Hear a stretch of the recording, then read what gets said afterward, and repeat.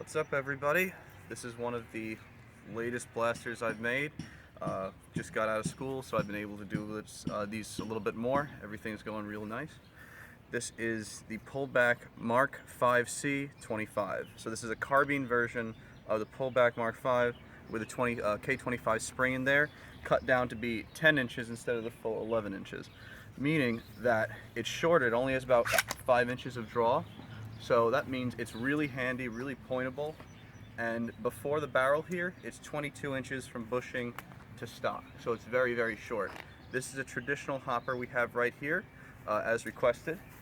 So if we shoot this out there,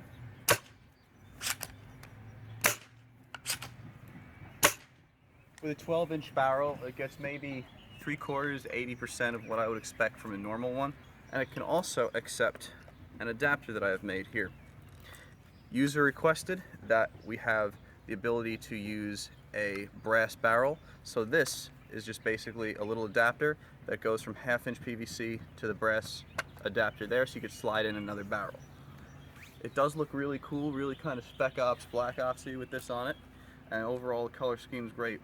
The next up is the matching pistol version. This was also requested, and of course still fits with that suppressor looking item on it.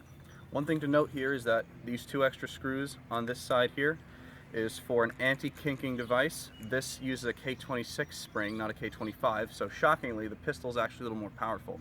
But because we have a unidirectional, an omnidirectional catch in here, it will catch in all directions, not just one. The pullback uses a unidirectional catch. So this guy right here basically will never kink on you again.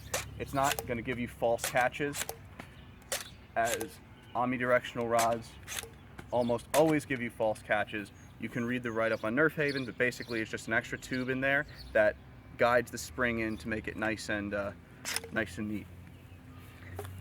Fires with the same barrel on there. Whoa, hopper explosion.